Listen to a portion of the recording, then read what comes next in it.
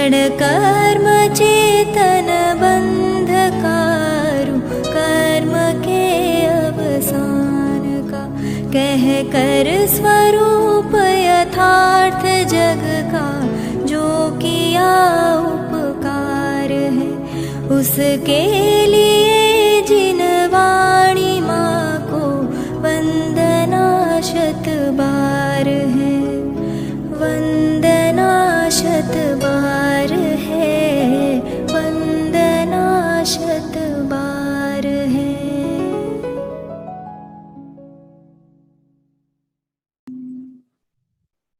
वंदितु सर्व सिद्धे भुवमचल मनोवमंगदिं पत्ते, गोच्छामि समय पाहु नमो सुध केवली भंडम। नमः समय साराय स्वानुभूत्या चकासते, चित स्वभावाय भावाय सर्वभावान्तरचले।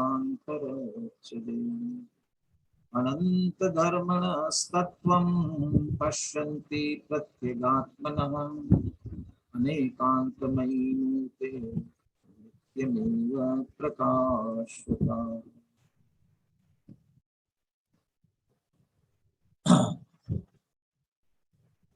आचार्य कुंद कुंद देव विरचित समय सार परमागम और आचार्य अमृत चंद्र कृत इसकी आत्मख्याति टीका, इनके माध्यम से हम सार समय सार का समझने का प्रयास कर रहे हैं। जीवाजीव अधिकार प्रारंभ हो चुका है। इस अधिकार का मंगलाचरण और उसके पश्चात 39 से 43 तक की 5 गाथाओं की चर्चा, जो एक तरह से पूर्व पक्ष की तरह है, उनकी चर्चा की गई। जीवाजीव अधिकार, इसमें यद्यपि एकत्व ममत्व की भूल सुधारना चाहते हैं, Recording in progress. साथ ही एक तरह से जीव अजीव तत्व की भूल, विपरीत मान्यता। जब भी 7 तत्वों की भूल की बात आती है, तब जीव अजीव तत्व की एक साथ ही चर्चा आती है, ताकि आश्रवादी की चर्चा हर एक की अपनी अपनी अलग अलग होती है, लेकिन जीव अजीव इन दोनों की चर्चा एक साथ आती है। पुण्य पाप की भी, पुण्य पाप तत्संबंध संबंधी में एक साथ आती है। जीव अजीव की क्यों आती है? क्योंकि जीव में भूल हुई तो अजीव में होना है, और अजीव में होना तो जीव में होना है। तो जीव की भूल है तो जीव की रहेगी ना, अजीव की क्यों होगी? क्योंकि वो जीव जिसे मान रहा है वह अजीव को जीव समझ रहा है। और जब अजीव में जाएंगे तो बहुत से अजीवों को जीव जैसा समझने लगता है। तो ये परस्पर एक दूसरे में इतने आश्रित हैं। मोटे तौर पर मुख्यता से लिया जाता है, जहां जीव की ओर से मान्यता मुख्य हो, जीव की भूल कहलाती, जीव तत्व की भूल। अजीव की ओर से माने जीव को अजीव समझना, जीव तत्व की भूल। तन उपजत अपनी उपज जान, तन नशत आपको नाशमान में काला गोरा, जीव तत्व की भूल। और अजीव को जीव मानना, अजीव को कहाँ जीव मानते हैं? आलोक ज्ञान का कारण है, इंद्रिय से ज्ञान उपजता है, यह मान रहा था पर क्यों कर जड़ चेतन सर्जन कर। माने जानना ये तो ज्ञान का कार्य, जीव का कार्य है। और यदि इंद्रियों से ज्ञान हो, प्रकाश से हो, तो चैतन्य का काम करने। माने अजीव को हमने जीव समझा तो ये अजीव तत्व की भूल है। तो परस्पर एक दूसरे की भूल होती है। प्रारंभ इस अधिकार का यहीं से तो कर रहे हैं। आत्मा अर्थात जीव तत्व को जानते नहीं है और किसी न किसी पर को आत्मा मान लेते हैं।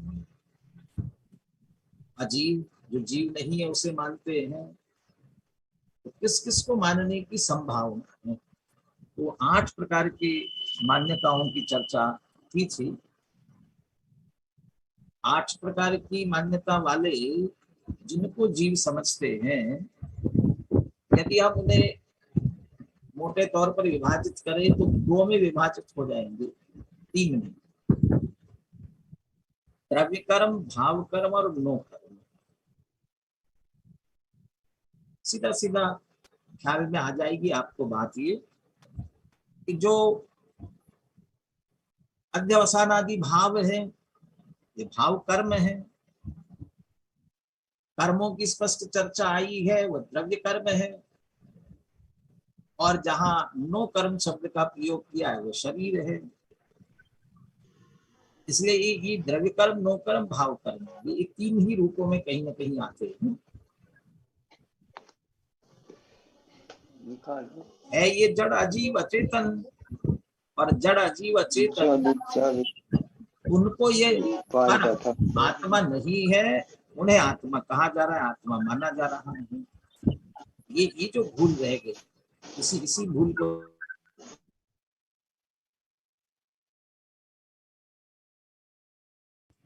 इनकी मान्यता विपरीत क्यों है। ये 8 प्रकार की मान्यताओं की बात की थी। एक संक्षिप्त अंत में कहा था, तेना परमर्थवादी निश्चयवादी ही निर्दिष्टा, वे परमार्थवादी नहीं है ऐसा निश्चयवादी कहते हैं। लेकिन अभी वहां कोई कारण नहीं दिया था ये परमार्थवादी क्यों नहीं है। बस इसीलिए अगली गाथा में इसका कारण बताने जा रहे हैं कि इनको जीव कहना ही उचित क्यों नहीं है, ठीक क्यों नहीं है। इसलिए अगली 44वीं गाथा, और उस गाथा की उत्थानिका बहुत संक्षिप्त लिखी है। और जब संक्षिप्त लिखी हो तब आकाश जी आवाज कम आ रही कह रहे सभी, इसको थोड़ा ठीक करे, यहाँ से कोई प्रॉब्लम हो तो बताएं। ये संक्षिप्त है लेकिन वह चूंकि क्रमशः चल रहा है, इसलिए वहां से उसे बराबर हमें समझना पड़ेगा। क्या उत्थानिका है देखिए, सिर्फ एक शब्द और 2 अक्षरों का छोटा सा, बस इतना सा लिखा है, कुतः। कुतः। अब यदि आगे पीछे कुछ संदर्भ नहीं है और ये गाथा 44 पर हमें चर्चा प्रारंभ करनी है और इसकी उत्थानिका देखे, कुतः। कुतः माने कैसे, कहां से, क्यों, ये प्रश्न आते हैं। कैसे,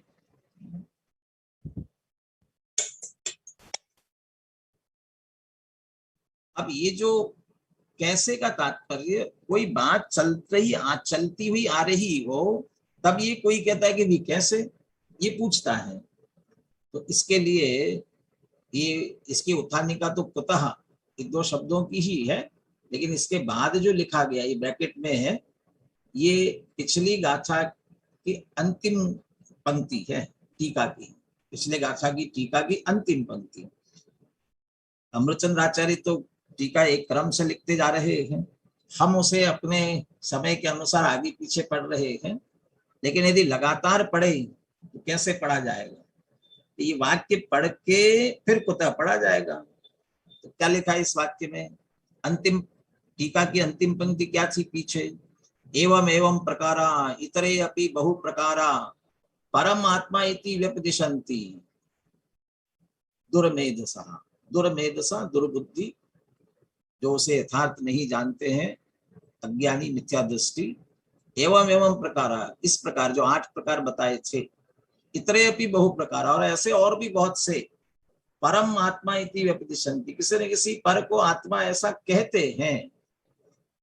अभी तो कहते हैं कहा, लेकिन बात पीछे तो प्रलपंती दिया था, प्रलाप करते हैं, व्यर्थ की बकवास करते हैं। किंतु न ते परमार्थवादी भी परमार्थवादिना इति निर्दिशन्ते। परमार्थवादिना, परमार्थ कथन करने वाले, परमार्थ जानने वाले, वे परमार्थवादी नहीं है, यथार्थ मानने वाले नहीं है, यथार्थ कहने वाले नहीं है, ऐसा निर्देशित करते हैं, ऐसा कहते हैं। कुतः, कैसे, क्यों, क्या मतलब, ये जो परमार्थवादी इन्हें परमार्थवादी नहीं है ऐसा कहते हैं, क्यों कहते हैं, क्यों परमार्थवादी नहीं है, यथार्थ कहने वाले क्यों नहीं है? तो सीधा अर्थ है इनकी भूल क्या है, इनकी गलती क्या है, कहाँ गलती कर रहे हैं। तो कह तो दिया कि पर को आत्मा मानते हैं, लेकिन कह रहे हैं ना इसके अलावा उन्हें आत्मा दिखता नहीं है, इसलिए उसी को आत्मा कह रहे हैं। तो बेचारे कहाँ गलती कर रहे हैं, क्या गलती है उनकी? अब ये तो चूंकि शिष्यों को समझाना और वीतराग कथा है, क्रम से चल रही है, लेकिन जहां न्याय की शैली होती है वहां इसको पूर्व पक्ष कहा जाता है। उन्होंने अपना मत रखा, भाई ये आत्मा है, हम तो इसको आत्मा कहते हैं। अब उत्तर पक्ष उसका खंडन करते हैं, तो खंडन किस आधार से होता है वो अब अपन अगली गाथा में देखते हैं।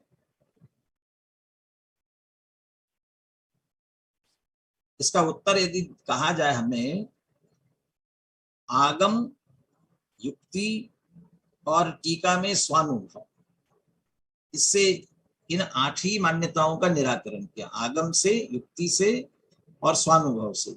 गाथा में आगम और युक्ति ली गई है, अमृतचंद्र आचार्य स्वानुभव से और उसे जोड़ेंगे। पहले गाथा देखते हैं अपन। एदे सव्वे भावा होगल दव्व परिणाम निपन्ना, केवली जिने ही भणिया कहते जीवोत्तिवोच्चन्ति।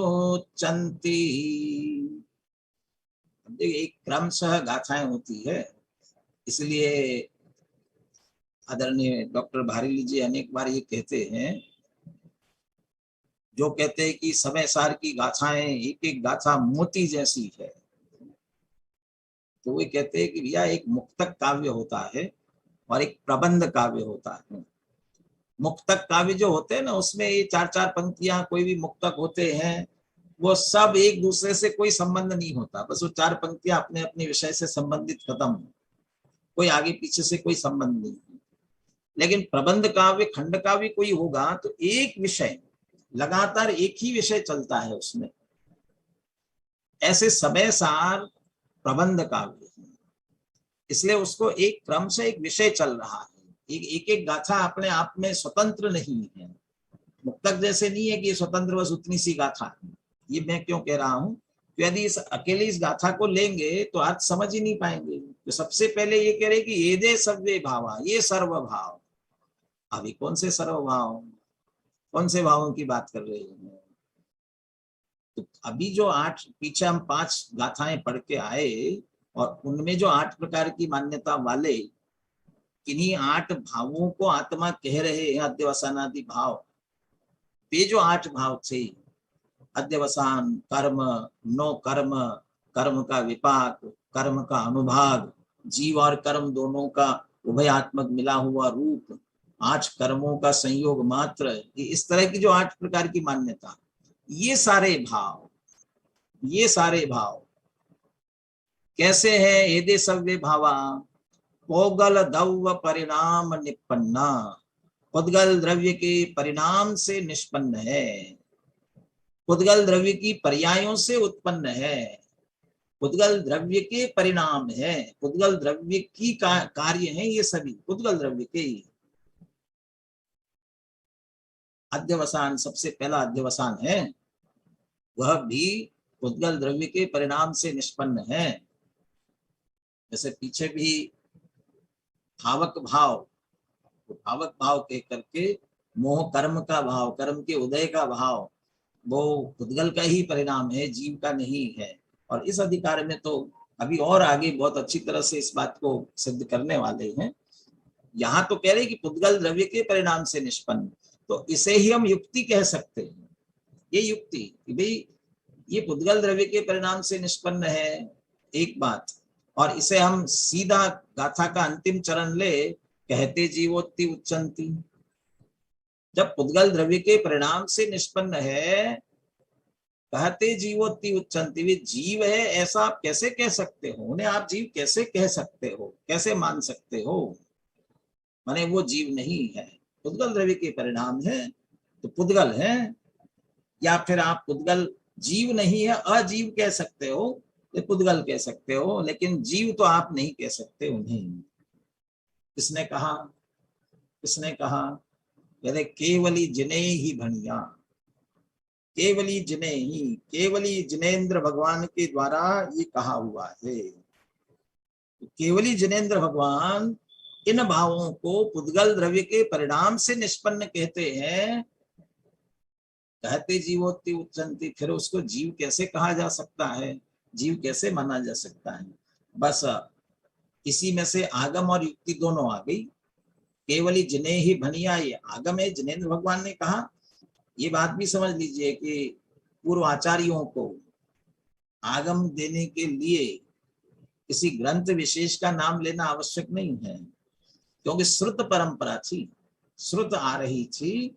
इसलिए हमें आचार्यों की बातों पर विश्वास करके ये आगम की बात जिनेंद्र भगवान की कही हुई इतना कह दिया तो उसे हमें स्वीकार करना है कि ये आगम है। टीकाकारों ने बाद में अनेकों जगह पर स्पष्ट उल्लेख किया। किन्होंने कहा है, महाशास्त्र, तत्वार्थ सूत्र, उमा स्वामी आचार्य, समंत भद्राचार्य, ऐसे उनके नामों का स्पष्ट उल्लेख करते हुए पद्म प्रबलधारी देव ने अनेक श्लोक उद्धृत किए हैं अपनी टीका में, अमरचंद्र आचार्य की भी किए। तो वहां स्पष्ट लिखते हैं कि इन आचार्यों ने लिखा ऐसा स्पष्ट। लेकिन कुंद कुंद आचार्य कौन से ग्रंथ का उल्लेख करते? तो वो सीधे ही जिने ही बनिया, केवली जिने ही बनिया इति शासनम ही वीरस, वीर महावीर भगवान का शासन माने कथन है, इस तरह कहते। इसी को हमें आगम समझना चाहिए। अकेला आगम कहना चाहे तो आगम भी कह सकते हैं कि जिनेंद्र भगवान ने पुद्गल द्रव्य के परिणाम से निष्पन्न कहा है, वे जीव कैसे हो सकते हैं, आगम भी कहे। और पुद्गल द्रव्य के परिणाम से निष्पन्न होने से जीव नहीं है, ये युक्ति, और ऐसा जिनेंद्र भगवान ने कहा है, ये आगम। इस तरह आगम और युक्ति से उनकी बातों का निराकरण किया। कुंद कुंद आचार्य ने संक्षेप में निराकरण कर दिया। अमृतचंद्र आचार्य एक एक को जवाब देंगे। तो थोड़े से तेज होते हैं, वो कहते हैं ना, एक एक को देख लूंगा, अकेले समूह से क्यों। तो अमृतचंद्र आचार्य कहते अकेले से सामान्य क्यों निपटाना, एक एक को सामने रख करके बात करे। तो वे आठों मान्यताओं का फिर उल्लेख करते हुए उनका निराकरण टीका में करेंगे। अपन गाथा पद्यानुवाद के साथ एक बार सुनते हैं, फिर अपन टीका आगे देखते हैं। बोलिए सुनील जी। ये देसवे भावा ओगल दौ परिणामणे पन्ना केवली जिणे हिंबणिया कहते जीवो तिवो चंते। ये भाव सब पुद्गल द्रव परिणाम से निष्पन्न है, यह कहा है जिन देव ने, ये जीव है कैसे कहें। यह कहा है जिन देव ने, ये जीव है कैसे कहे। जब जिनेंद्र भगवान ये कह रहे हैं तो हम इन्हें जीव है ऐसा कैसे कह सकते हैं। देखिए टीका में क्या उत्तर देते हैं, विस्तार करते हैं अमृतचंद्र आचार्य।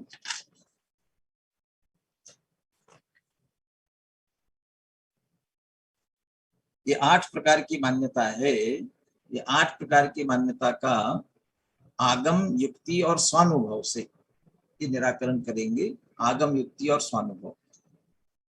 अमृतचंद्र आचार्य भी एक बार सामान्य समूह में एक बार कह देंगे और फिर एक एक की चर्चा भी करेंगे। तो अपन पहले समूह की बात करते हैं, फिर एक एक की बात करेंगे।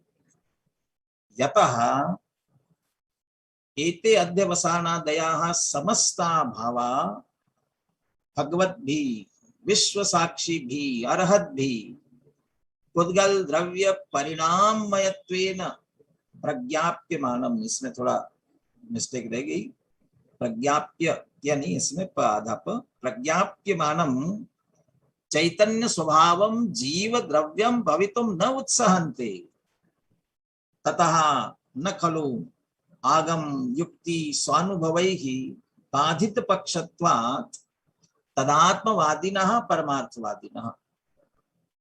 एततेव सर्वज्ञ वचनम तावत आगमः। देखिए प्रश्न में कहा था कुतः, कैसे करके पूछा था, यतः, ऐसा क्यों, क्योंकि, चूंकि, क्योंकि एते अध्यवसानादया समस्ता भावा, ये जो अध्यवसान आदिक समस्त भाव, तो वहां पहली मान्यता अध्यवसान की है और अंतिम 8 कर्मों के संयोग की, तो वहां तक के जो 8 ही भाव है, ये सभी भाव भगवत भी, विश्व साक्षी भी, अरहत भी भगवत भी, अरहंत भगवान, इनके द्वारा, अरहंत भगवान के द्वारा, और अरहंत भगवान का विशेषण क्या लगाया, विश्व साक्षी भी, विश्व के साक्षी है, ऐसे भगवान के द्वारा, अरहंत भगवान के द्वारा पुद्गल द्रव्य परिणाम मयत्वेन प्रज्ञाप्यमानम, इन भावों को पुद्गल द्रव्य के परिणाममय के रूप में प्रज्ञापित किया है, ज्ञापित किया है। जैसे कोई सरकारी ज्ञापन आदेश निकलता है ना, ऐसे प्रज्ञापन, ज्ञापन निकाला, ये पुद्गल द्रव्य परिणाममयत्वेन, ये पुद्गल द्रव्य के परिणाममय है, ऐसा उन्होंने ज्ञापित किया है। जब उन्हें पुद्गल द्रव्य के परिणाममय के रूप में प्रज्ञापित किया है, तब वे चैतन्य स्वभावम जीव द्रव्यम भवितुम न उत्साहन्ते, जो चैतन्य स्वभाव वाला जीव द्रव्य है, वो जीव द्रव्य होने के लिए उत्साहित नहीं है, उनको अब कोई उत्साह नहीं है। भगवान ने कह दिया कि तुम तो पुद्गल द्रव्य के परिणाम में हो, उनके खाते में हो, अब वो जीव द्रव्य नहीं बन सकते हैं। उत्साहन्ते शब्द दिया इसलिए मैंने कहा उत्साह नहीं है, लेकिन अर्थ है कि समर्थ नहीं, समर्थ ही नहीं है, वे जीव नहीं हो सकते, क्योंकि जीव चैतन्य स्वभावी है, अब वो पुद्गल द्रव्य के परिणाम में है, तो जीव कैसे हो सकते, चैतन्य पना होता तो जीव कहलाते, लेकिन चैतन्य स्वभाव रूप जीव द्रव्य होने में वे समर्थ है ही नहीं, किसी तरह से नहीं हो सकते। किसने कहा, अरहंत भगवान ने कहा, लेकिन अरहंत भगवान का विशेषण क्या लगाया, सर्वज्ञ भगवान कह देते ना, सर्वज्ञ, हाँ सर्वज्ञ तो कह रहे हैं, विश्व साक्षी, लेकिन शब्दों का प्रयोग क्या किया, विश्व साक्षी, सारे विश्व के जो साक्षी है, साक्षी किसे कहते हैं, जो गवाह देता ना, गवाह देने वाला, ये गवाह साक्षी, ये साक्षी है गवाह देने वाला। गवाह देने वाला साक्षी की विशेषता क्या होती है, उसने प्रत्यक्ष, वो घटना कोई घटी है, उसका वो प्रत्यक्ष दृष्टा ज्ञाता है, माने देखने वाला प्रत्यक्ष दृष्टा है, उसने प्रत्यक्ष देखा है, किया नहीं, वो करने में शामिल नहीं है, देखा है। साथ में जिसकी गवाही, जिसकी साक्षी दे रहा है, उससे संबंध नहीं है, राग द्वेष नहीं है। यदि उससे राग द्वेष संबंध कोई होगा, मित्र होगा, कोई भाई होगा, कोई भी रिश्तेदार होगा, तो उसके हक में साक्ष्य देगा, तो उसकी साक्षी नहीं मानी जाएगी, तो वह उससे कोई संबंध नहीं है, जानता है लेकिन संबंध नहीं है। ऐसे जिनेंद्र भगवान विश्व को जानते हैं, लेकिन विश्व से संबंध नहीं है, कोई करता नहीं है, किया नहीं उन्होंने, और न किसी से कोई राग द्वेष है, बस साक्षी है। महावीर अष्टक में भी कहते ना, जगत साक्षी, ऐसा इस शब्द का प्रयोग किया, बस साक्षी मात्र है, और वो साक्षी पने में समझ लीजिए सर्वज्ञता और वीतरागता दोनों आ जाते हैं। विश्व सबको साक्षी, प्रत्यक्ष देखने वाले, और मात्र साक्षी है, कोई संबंध नहीं है, इसलिए वीतरागता, तो वीतरागी सर्वज्ञ।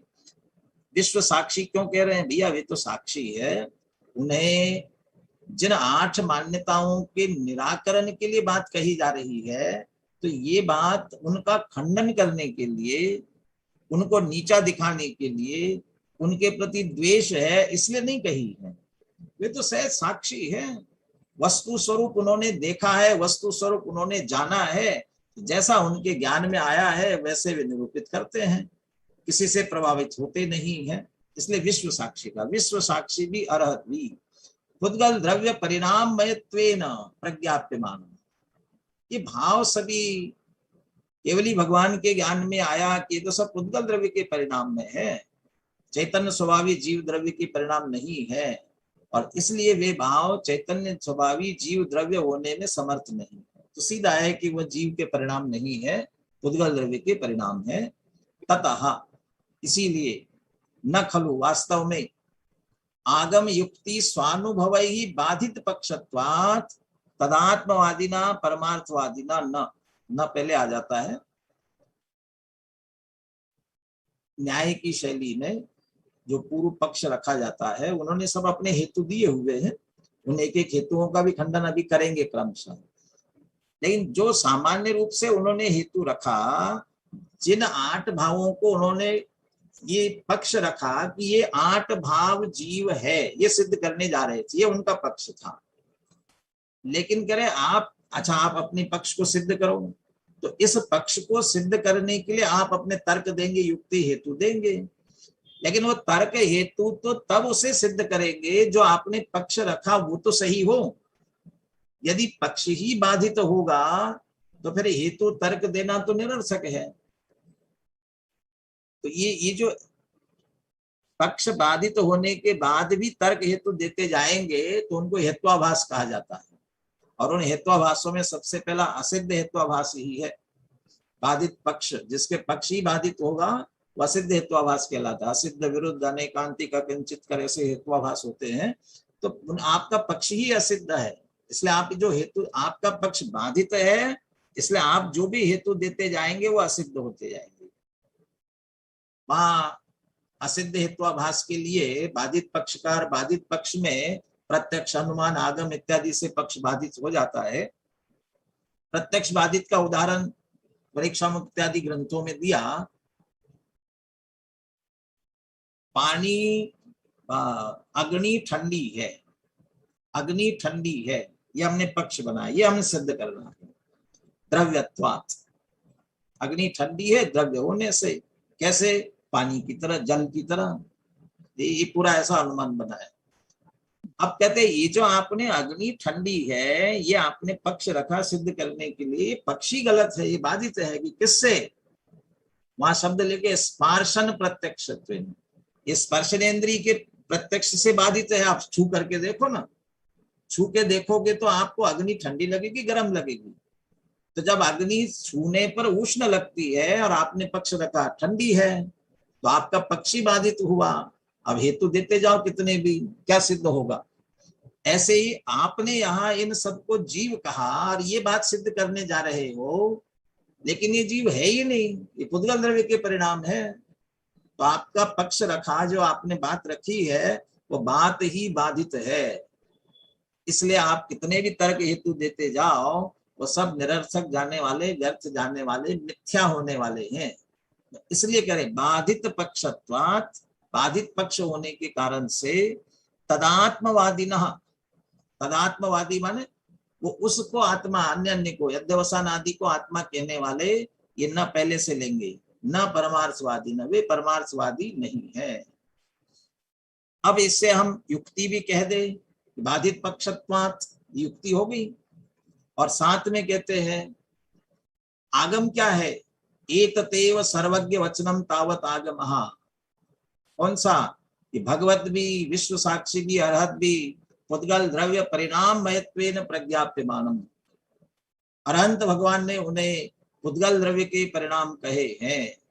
और अरहंत भगवान ये हमारे आप्त है, जिन है, और इनकी जो वाणी है वही हमारे लिए आप्त वचनादि निबंधनम अर्थ ज्ञानम आगम, या फिर जिनेन्द्र भगवान की वाणी जिनवाणी, ये हमारे लिए आगम है, जिनवाणी है। इसलिए सर्वज्ञ के वचन, अब सर्वज्ञ वचन करे, कहाँ सर्वज्ञ है? ये विश्व साक्षी भी, इनके द्वारा कहे गए वचन, इसलिए सर्वज्ञ के वचन है और ये आगम है। तो एक सामान्य रूप से सबका निराकरण उन्होंने कर दिया, या कहे कि ये आगम के माध्यम से निराकरण किया। अब उसे युक्ति से निराकरण करते हैं आगे, और एक एक का करते हैं। और उसके लिए सबसे पहला शब्द लिखते हैं, ये तो हमारा आगम हो गया। और युक्ति क्या है? 3 बातें थी ना, आगम, युक्ति और स्वानुभव। तो युक्ति और स्वानुभव क्या है वो आगे देते हैं। इयं तु स्वानुभव गर्भिता युक्ति ही, इयम तु स्वानुभव गर्भिता युक्ति। अब हम जो युक्ति दे रहे हैं वो मात्र युक्ति नहीं है, स्वानुभव गर्भित है। माने दो बातें इसमें शामिल है, युक्ति है और स्वानुभव भी उसमें शामिल है। तो हम स्वानुभव गर्भित युक्ति देने जा रहे हैं। कौन सी की ये कहाँ है, एक में आगे लेते हैं। पहली मान्यता, अब यहाँ अमृतचंद्र आचार्य ने जो पीछे उनकी मान्यता थी उस मान्यता को पूरा फिर से दोहराया। ये खंडन करने में भी पक्ष तो चाहिए ना, तो उसको पूरा दोहराया और साथ में अब हेतु तर्क देते हैं और युक्ति देते हैं और स्वानुभव उसके साथ जोड़ते हैं। अब क्या पहली मान्यता थी वो स्वयं आ रही है और सबसे पहले कहते हैं कि न खलु। ये थोड़ी शैली टोडरमल जी से अलग है। टोडरमल जी कहते तो क्या कहते हैं, तुमने कहा तो ठीक, परंतु, पहले कहेंगे कि तुमने कहा तो ठीक परंतु तुम बात को समझ नहीं रहे हो। लेकिन यहाँ नहीं कहते न खलु, अभी तो परमत का बिल्कुल ही निराकरण करना है, इसलिए न खलु। वास्तव में ऐसा नहीं है। क्या नहीं है, नैसर्गिक राग द्वेष कलमाशितम अध्यवसानम जीवः। आप कहते थे कि राग द्वेष से कलुषित ऐसा जो अध्यवसान, मोह राग द्वेष आदि के विकारी भाव के परिणाम, वही जीव है। ऐसा जो आप कह रहे थे न खलु, ये वास्तव में ठीक नहीं है। क्यों नहीं है, उन्होंने दृष्टांत भी दिया था। अंगारस्य क्रास्नादिव, जैसे वो कोयला होता है काले पने से भिन्न होता ही नहीं, काले पने के अलावा कोयला और क्या होता है। ऐसे अध्यवसानी तो जीव है, उसके अलावा जीव क्या है, तो उसका भी निराकरण कर रही है। तथाविध अध्यवसानात् कार्त स्वरस्य इव शामिकायाः अतिरिक्तत्वेन अन्यस्य चित् स्वभावस्य विवेचकैः स्वयं उपलब्ध्यमानत्वात्। तथाविध अध्यवसानात्, जिन अध्यवसान को तुम जीव कह रहे हो उस प्रकार के अध्यवसान से, तुमने तो कहा था कि उससे भिन्न बिल्कुल जीव नहीं है, जैसे काले पने से कोयला भिन्न नहीं है, वो दूसरा उदाहरण दे रहे हैं। सोना तो कोयले से भिन्न है ना, सोना जिस तरह से कोयले से बिल्कुल भिन्न है, ऐसा ही इन अध्यवसान भावों से चित स्वभावस्य, चैतन्य स्वभावी ऐसा जो आत्मा है, जीव है, अतिरिक्तत्वेन, अतिरिक्त है, उससे अन्य भिन्न चैतन्य स्वभावी। बस ये युक्ति हो गई, भिन्न, उससे भिन्न है और साथ में विवेचक ही स्वयं उपलब्ध्यमानत्वात्। विवेचक, अच्छी तरह से विवेचना करने वाले, बारीकी से विवेचना करने वाले और सम्यक प्रकार से देखने वाले, जानने वाले, सीधा लिया है भेद विज्ञानी, जिन्हें अच्छी तरह से भेद विज्ञान है, स्वपर का भेद विज्ञान है, स्व को अच्छी तरह से जानते हैं, पर को रंच मात्र अपने में नहीं मिलाते, ऐसे जो विवेचक है। जैसे जौहरी होता है, आपको कभी आपके पास कोई रत्न हीरे हो और आपको शंका हो जाए तो आप क्या करोगे, किसके पास जाओगे, जौहरी के पास जाओगे। तो जौहरी देखते ही पहचान जाएगा ना, क्योंकि वो विवेचक है, वे अच्छी तरह से उससे विवेचना करने वाले, जानने वाले और भेद जानते हैं, हीरा क्या और कांच क्या है, सही असली हीरा क्या है। ऐसे जो भेद ज्ञानी है उन्हें वास्तविक जीव क्या है, चैतन्य स्वभावी जीव, चित स्वभावस्य च विवेचकै स्वयं उपलब्धमानत्वात्। चैतन्य स्वभावी आत्मा भेद ज्ञानियों को स्वयं उपलब्ध है, ये स्वानुभव। और साथ में कोयले से भिन्न सोना जिस तरह से उपलब्ध होता है, वैसे ही अध्यवसान से भिन्न जीव उपलब्ध है। तो स्वानुभव हो गया, भेद ज्ञानियों को उपलब्ध होता है, इसलिए स्वानुभव स्वयं उपलब्धमान है, इसलिए स्वानुभव, और यही स्वानुभव गर्भित युक्ति हुई। अब यहाँ जो अध्यवसान आदि भाव, इन्हें क्या भाव दिया और जीव को क्या भाव दिया। कार्त स्वर, कोयले के सामने सोने की क्या कीमत है हम जानते हैं, और ऐसा उदाहरण इसीलिए दिया कि भैया स्वर्ण की महिमा जैसे हमें आती है, वैसे ही आत्मा की महिमा हमको आनी चाहिए। और अध्यवसानादिक भाव, इन्हें क्या मानना चाहिए? ये कोयले की तरह निरर्थक है, ये विकारी भाव है। इस तरह उन्हें अध्यवसानादि भावों को कोयले की जगह ही रखा, और सोने की तरह आत्मा उनसे अत्यंत भिन्न है। कोयला भी खदान से निकलता है, सोना भी खदान से निकलता है। कहीं कदाचित ऐसा हो जाए, वैसे हीरा और कोयला एक ही केमिस्ट्री के हिसाब से उनका देखा जाए, कोयले का कार्बन ही केमिकल नाम है कार्बन, माने वो तो कोयला वहां और खान में ही समझो हीरा, तो दोनों एक, लेकिन फिर भी कोयला कोयला और हीरा हीरा है। ऐसे एक जगह अध्यवसान और जीव हो भले ही, लेकिन चैतन्य स्वभावी जीव है, अध्यवसान आदि जड़ भाव के हैं। तो भेद ज्ञानियों को स्वयं उपलब्ध मान है, इसलिए जीव नहीं हो सकता।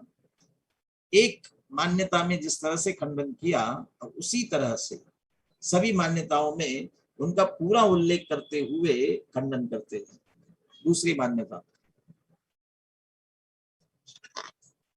कर्म को जीव मानने वाली। कैसा कर्म किसे जीव माना था?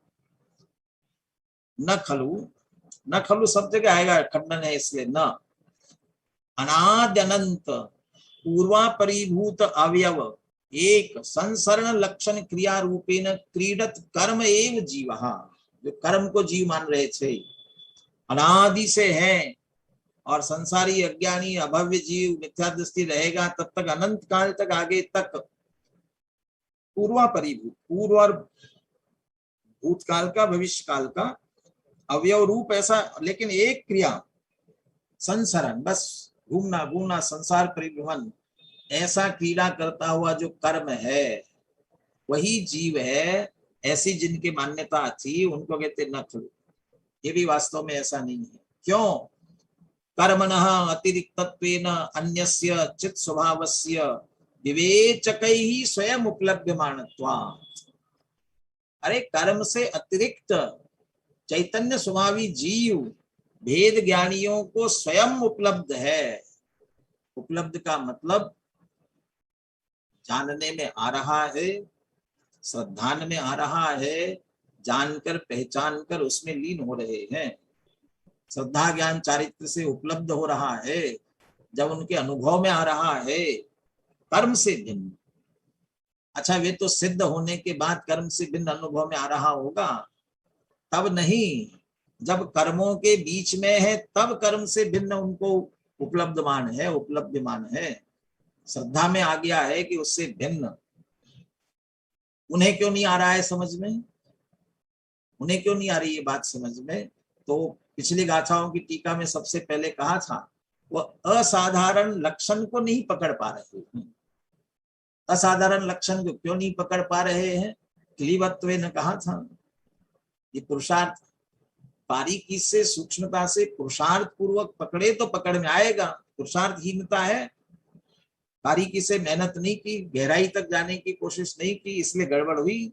भेद ज्ञानियों को कर्म से भिन्न चैतन्य स्वरूप आत्मा स्वयं उपलब्ध मान है। उनके स्वयं, ये स्वयं उपलब्ध मान का हिंदी अनुवाद किया है, स्वयं उसका प्रत्यक्ष अनुभव करते हैं, उनके अनुभव में आ रहा है वो आत्मा, इसलिए ये कर्म भी आत्मा नहीं हो सकता। तीसरी मान्यता, न खलु तीव्र मंद अनुभव भिद्यमान दुरंत रागरस निर्भर अध्यवसान संतानः जीवः। तीसरी मान्यता थी कि अध्यवसान की संतति, बराबर ये गया अध्यवसान, दूसरा आया, और अध्यवसान, ये भाव, विकारी भाव भी जो है ना, एक दूसरे को जन्म देते हुए जाते हैं। यदि कहीं सफल हुए तो मान कषाय हो जाती है, असफल हुआ तो क्रोध हो जाता है, हमारा कार्य सिद्ध नहीं हो गया तो मायाचारी करने लगता है। कैसे भी हो, मेरा ये कार्य सिद्ध होना चाहिए, लोभ का परिणाम पड़ा रहता है। ये सब एक दूसरे, अध्यवसान की संतति। और कैसी है? तीव्र मंद अनुभव विद्यमान दुरंत राग रस निर्भर। तीव्र मंदता का अनुभव से भेद को प्राप्त, और जिसका अंत करना कठिन है, ऐसे राग रस से भरे हुए अध्यवसान की जो संतति वह जीव, ऐसा कहा गया था। कहते नहीं, ये भी वास्तव में जीव नहीं है। तर्क वही, ततः अतिरिक्तत्वेन, वो जो अध्यवसान की संतति है उससे भिन्न अन्यस्य चित्त स्वभावस्य विवेचके स्वयं उपलभ्यमानत्वात्, उससे अन्य अतिरिक्तत्वेन, ततः अतिरिक्तत्वेन, उससे अतिरिक्त और अन्य कैसा कि चैतन्य स्वभावी, ऐसा जीव भेद ज्ञानियों के द्वारा स्वयं अनुभव किया जा रहा है, उनके स्वयं अनुभव में आ रहा है। इसलिए ये भाव जीव नहीं हो सकते। यहां भी ऐसी समझ लेना, वो कर्मों के बीच आत्मा था, यहाँ भी रागादि के बीच जो आत्मा है वो उसकी भिन्नता करनी है। राग के मिला हुआ होने पर भी, राग के साथ होते हुए भी, किससे?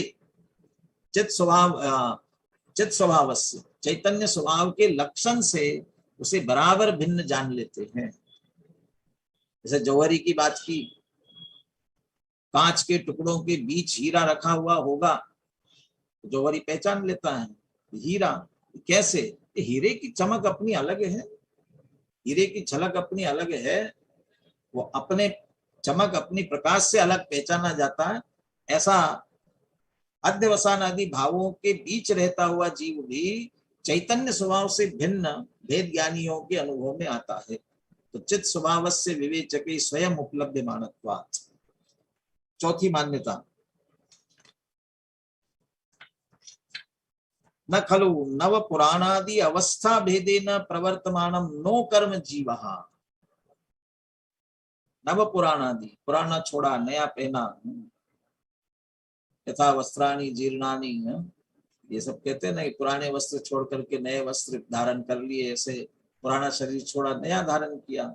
अब नया किया तो आगे जाकर के फिर ये भी छूटेगा, फिर नया आएगा। तो नव पुराणादि अवस्था के भेद से प्रवर्तमान नो कर्म, वही जीव है ऐसा जो कहते थे, ये भी वास्तव में नहीं है। कि क्यों? शरीरात अतिरिक्तत्वेन अन्यस्य चित्त स्वभावस्य विवेचके स्वयं उपलब्धमानत्वात्। शरीर से भिन्न चैतन्य स्वभावी भगवान आत्मा विवेचके भेद ज्ञानियों को स्वयं अनुभव में आ रहा है। कब? शरीर में से निकल जाने के बाद, शरीर से भिन्न होने के बाद, शरीर में रहते हुए, शरीर में रहते हुए ही शरीर से भिन्न, वही लक्षण की भिन्नता से। जल पय जो जिय तन मेला, वह भिन्न भिन्न नहीं भेला। ये लक्षण भेद से अच्छी तरह से दोनों को भिन्न भिन्न जाना जाता है। शरीर आत्मा की भेद ज्ञान की चर्चा तोडरमल जी ने भी मोह की महिमा की उसमें की। कितनी सहज बात है, लेकिन इसको समझ में नहीं आती। क्यों? यही तो मोह की महिमा है। देह से भिन्न चैतन्य स्वरूप आत्मा है, इसका स्वयं इसको विचार नहीं आता, क्योंकि मोह प्रबल है। श्री गुरु समझाते हैं तो भी इसे समझ नहीं आता, ये समझना नहीं चाहता। चलो दूसरा कह रहा है तो समझ में नहीं आ रहा होगा। कहते प्रत्यक्ष देखता है कि मरण होने पर शरीर यहाँ पड़ा रह जाता है और उसमें से जीव निकल जाता है। शरीर पड़ा हुआ है तो जुदा जुदा था, इसीलिए तो जुदा भिन्न हुआ ना। इसका मतलब शरीर जीव नहीं है, शरीर रह गया, जीव चला गया। नहीं, ये ऐसा तो नहीं आता ख्याल में। एक और तर्क दिया उन्होंने कि व्यंतर आदि पूर्व संपर्क संबंध बताते हुए देखे जाते हैं। वे कहते हैं ना, ये पहले मैं इस भाव में था, अभी मैं यहाँ हूँ, ये कहते हुए देखे जाते। इसका मतलब नव पुराणादि अवस्था, पहले मैं उस अवस्था उस शरीर में था, अब इस शरीर में हूँ, ये नया शरीर। तो ये इसमें, इसका अर्थ उससे छोड़ा तब इसमें आया ना। इससे स्पष्ट है कि जीव रहता नहीं है। फिर भी क्या शब्दों का हम प्रयोग करते कभी कभी, तो यहीं पड़ा रह जाएगा, हंसा उड़ जाएगा, हंसा उड़ जाएगा और तू यहीं पड़ा रह जाएगा। मैं मरण होने के बाद क्या हो जाएगा? तू यहाँ पड़ा रह जाएगा, फिर तुझे सभी लेकर के जाएंगे मसान में और तुझे जला देंगे। माने जो उड़ गया वो कोई और था और पड़ा रहा वो मैं हूं। कौन है, मैं जीव हूं कि देह, जड़ देह शरीर हूं। तो चला गया वो, उससे भिन्न है और वह चैतन्य स्वभावी है। तो वेद ज्ञानियों को शरीर से भिन्न चैतन्य स्वभावी आत्मा स्वयं अनुभव में आ रहा है, इसलिए नो कर्म भी जीव नहीं है। पांचवी मान्यता,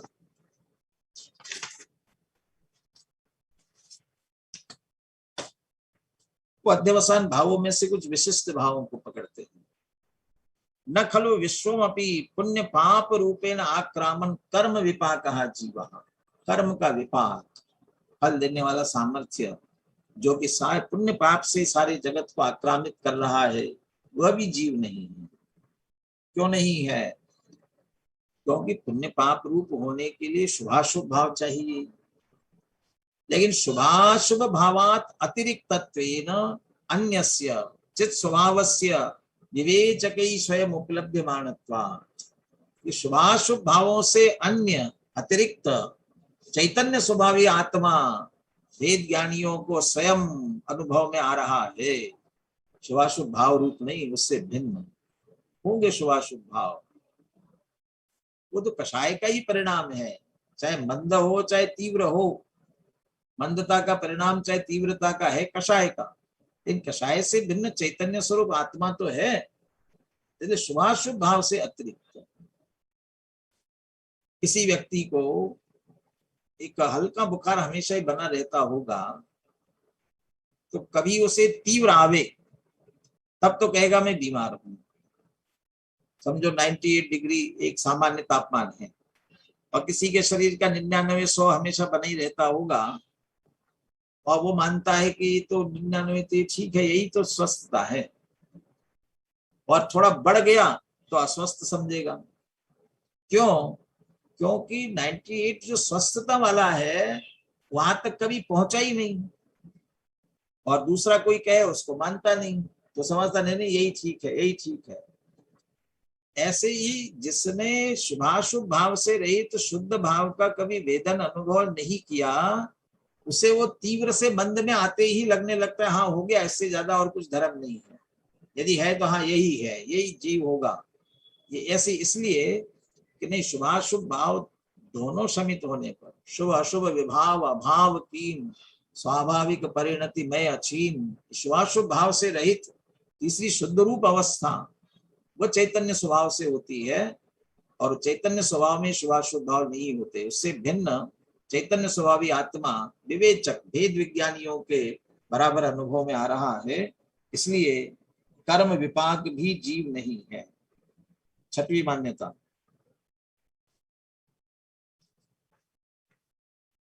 न खलु सात असात रूपेण अभिव्याप्त समस्त तीव्र मंदत्व गुणाभ्याम विद्यमाना कर्म अनुभवा। तो कर्म के उदय का अनुभव आता है तब ये कभी साता कभी असाता, और इस रूप में अभिव्याप्त व्याप्त होने वाला और मंद तीव्र गुणों से भेद को प्राप्त। तो तीव्रता में दुख होता है, मंदता में सुख होता है, ऐसा जो कर्म का अनुभव है वह भी जीव नहीं है। वो जो अगला तर्क दे रहे हैं ना, उसमें उनका तर्क तो ये रहता था कि सुख दुख से अतिरिक्त कोई जीव हमें उपलब्धि नहीं है। ये उनने तर्क दिए थे पीछे पूर्व मान्यता वालों ने, कि सुख दुख से अतिरिक्त जीव हमें तो कोई उपलब्ध नहीं होता। यहाँ कह रहे सुख दुख से अतिरिक्त अन्यस्य चित स्वभावस्य विवेचकै स्वयं उपलब्ध्यमानत्वात्। वेद ज्ञानियों को सुख दुख से परे वो चित स्वभावी आत्मा स्वयं अनुभव में आ रहा है। ऐसे कैसे होगा? दुख नहीं तो सुख और सुख नहीं तो दुख, ऐसे ही होगा ना।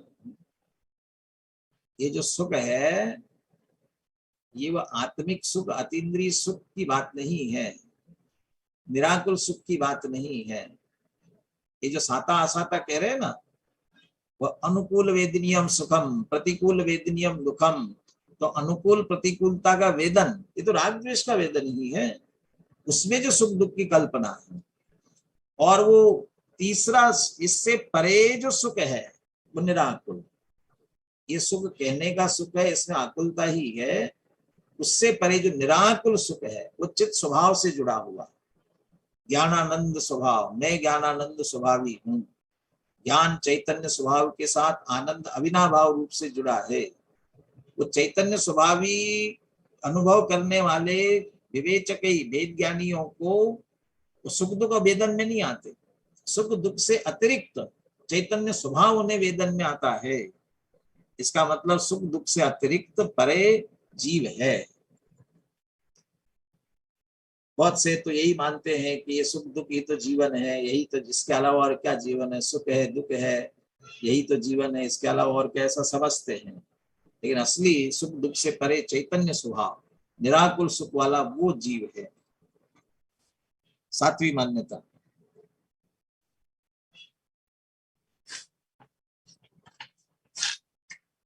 न खलु मज्जितावत उभयात्मकत्वात् आत्म कर्मो भयम जीवः। आत्मा और कर्म दोनों का मिला जुला, कैसा, श्रीखंड की भांति। उदाहरण दिया था, उस उदाहरण को पुनः दोहराया। श्रीखंड की भांति आत्मा और कर्म इन दोनों का मिला जुला रूप है, वह भी जीव नहीं है वास्तव में। न खलु, मिला जुला जीव क्यों नहीं है? हमें तो सब मिले जुले जीव ही दिखते हैं कि नहीं। कार्त्स्नतः कर्मणा अतिरिक्तत्वेन अन्यस्य चित् स्वभावस्य विवेचकै स्वयं उपलब्धमानत्वात्। कर्म के बीच रहते हुए भी उन सबसे भिन्न मात्र चैतन्य स्वभावी आत्मा भेद ज्ञानियों के स्वयं अनुभव में आ रहा है। इसके बीच में होते हुए कैसे अनुभव करते होंगे? अरे ये तो चैतन्य विवेचक है, भेद ज्ञानी है, सूक्ष्म दृष्टि वाले हैं, उन्होंने चैतन्य स्वभाव को पकड़ा। अरे आपका स्थूल जड़ कैमरा भी ऐसा होता है। कौन सा कैमरा? ये तो बाहर का जो कैमरा आपका फोटो लेने वाला, ये अभी सामने कैमरे लगे जिससे आपको दिख रहे, इसका नहीं। एक्सरे वाला कैमरा होगा तो उसकी क्या विशेषता होती है? एक्सरे वाला कैमरा, उसको यदि लगाया जाए, उससे देखा जाए तो ये कपड़े पहने भी हो, उसके बाद में स्किन चमड़ी भी है, अंदर मांस खून भी है, लेकिन ये तीन के परे जो हड्डी है मात्र, वो हड्डी उसे दिखाई देती है, इतनी उसकी भेदक शक्ति है। समझ लो वो भी भेद ज्ञानी है। तो इस सब का भेद करते हुए, कपड़ों का भी, चमड़े का भी और खून मांस का भी करते हुए मात्र हड्डी को देखते।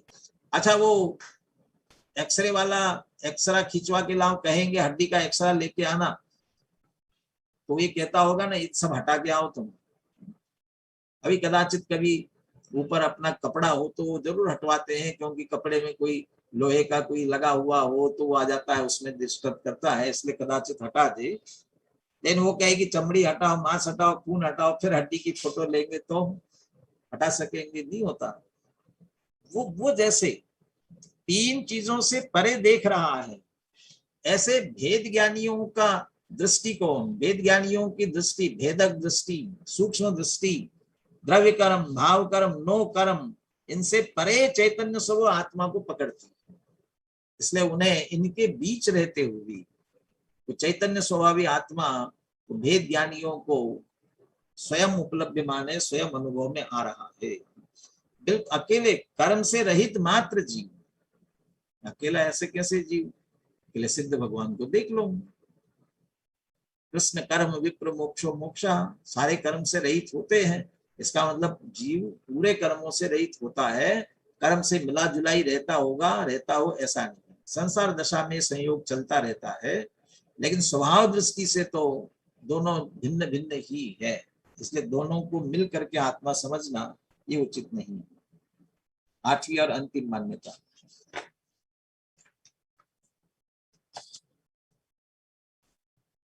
न खलु अर्थ क्रिया समर्थः कर्म संयोग जीव। कहते कर्मों का संयोग, और वो भी थोड़ा अर्थ क्रिया समर्थ, जो कार्य कर सके, क्रियाशील हो, ऐसा कर्मों का संयोग वो जीव है, ऐसा मान रहे से। कहते नहीं, वो भी इस वास्तव में जीव नहीं है।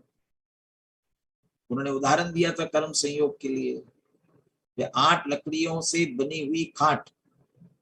वो जो खाट होती है पलंग, वो 8 लकड़ियों का संयोग ही तो है, उसके अलावा और क्या है?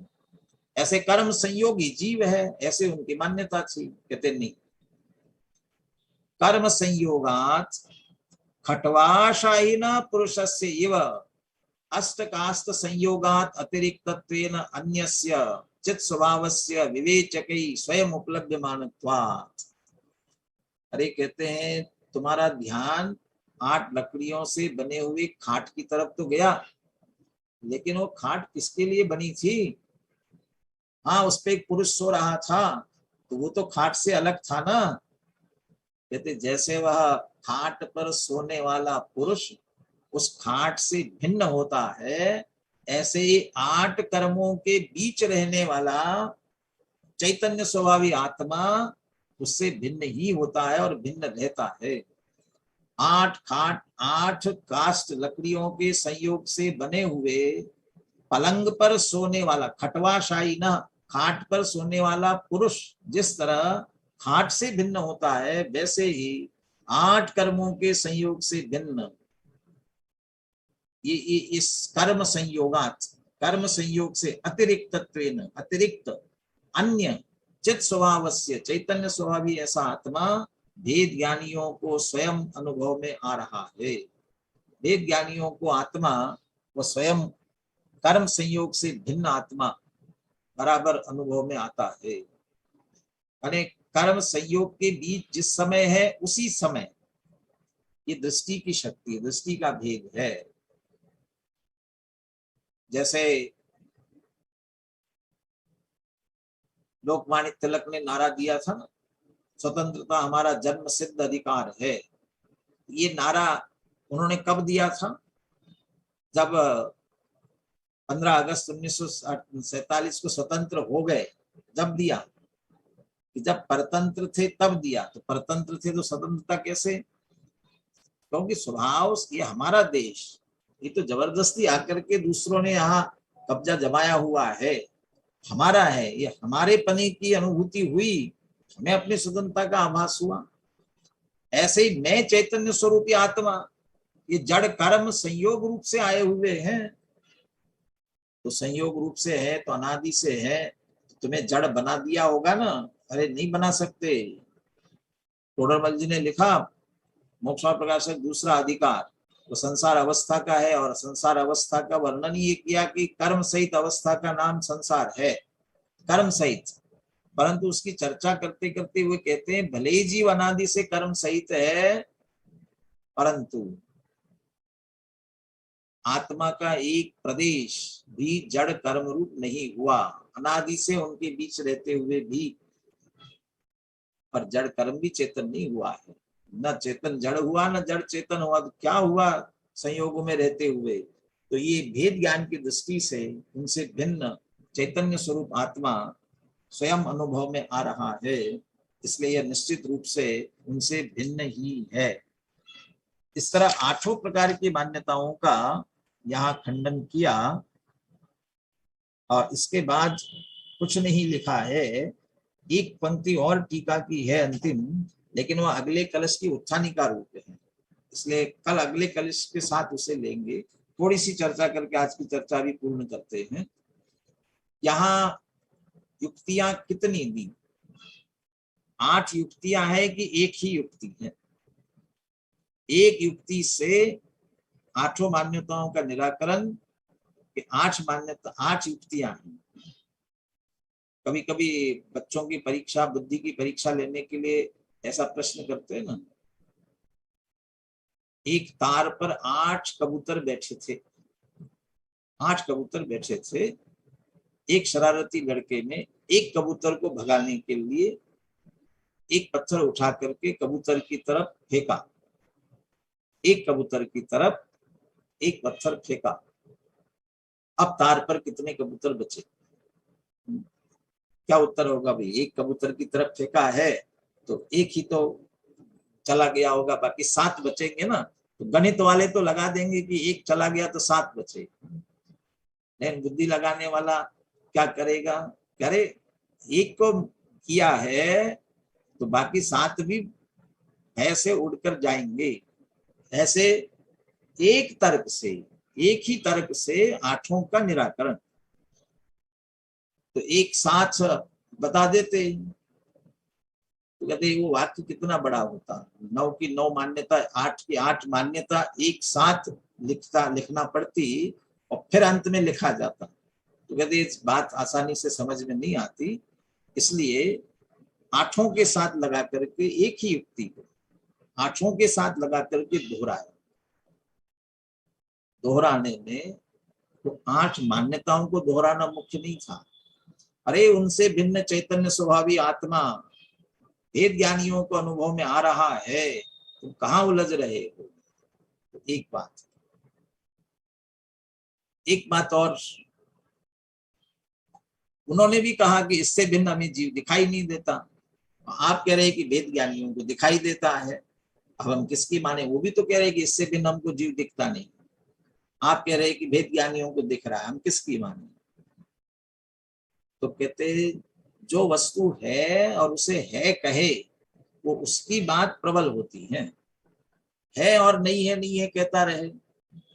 जो आलसी प्रकार के बच्चे होते हैं ना, उनको कभी कोई चीज लाने के लिए भेजो, जाओ जरा उस कमरे से उठा करके लाना, वो दौड़ के जाएगा, वापस आएगा, नहीं मुझे नहीं मिला, मुझे नहीं, अरे वहीं रखा है, जाओ देख कर, नहीं मिला ना मुझे, अच्छे से देख कर क्या, नहीं मैं देख लिया, नहीं है।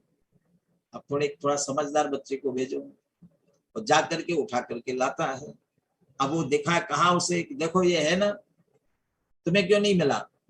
अब बात ये कि ध्यान से नहीं देखा, जिन्होंने रखा उन्होंने कहा वहां रखा है, और दूसरे ने गया ध्यान से देखा उठा के ले आया। ऐसे ही है, तो चैतन्य स्वभावी आत्मा है, अब वो वेद ज्ञानियों के अनुभव में आ रहा है, इसलिए जो अस्थि वाली बात है और वेद ज्ञानियों के अनुभव की बात है, तो अनुभव वाली बात ज्यादा प्रामाणिक मानी जाती है, इसलिए मानना चाहिए। तीसरी बात ये कही कि आपने आगम का दिया, इति सर्वज्ञ वचनम, ये तत् सर्वज्ञ वचन, ये सर्वज्ञ भगवान का वचन है कि वे पुद्गल द्रव्य के परिणाम में जीव नहीं हो सकते।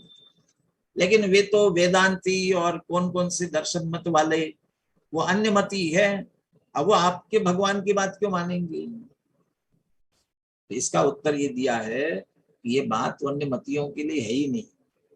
कुछ आचार्य भी भले ही अन्य मत की चर्चा करते हैं, लेकिन वो अन्य मतों का खंडन करना मुख्य उद्देश्य नहीं है।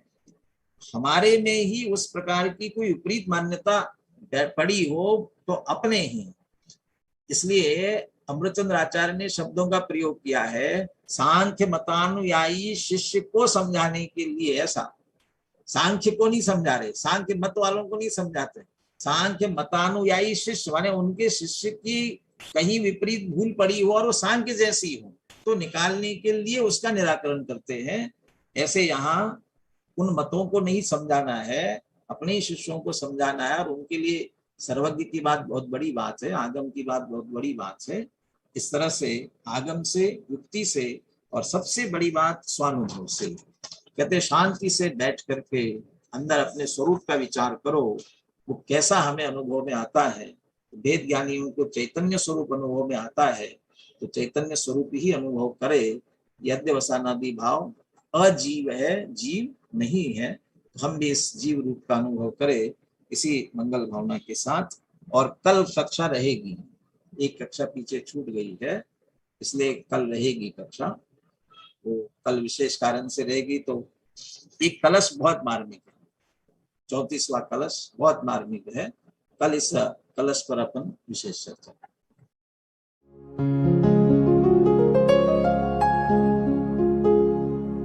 निज निधि निज में बताए, यह अनंत उपकार है उसके लिए जिन वाणी माँ को वंदना शत बार है, वंदना शत बार है, वंदना शत बार है।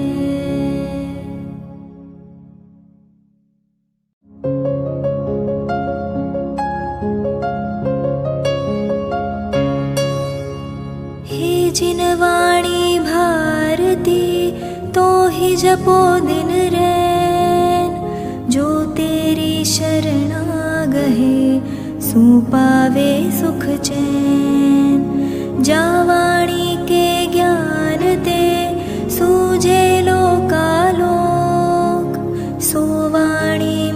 मस्तक नवो सदा देत हो ढोक, सदा दे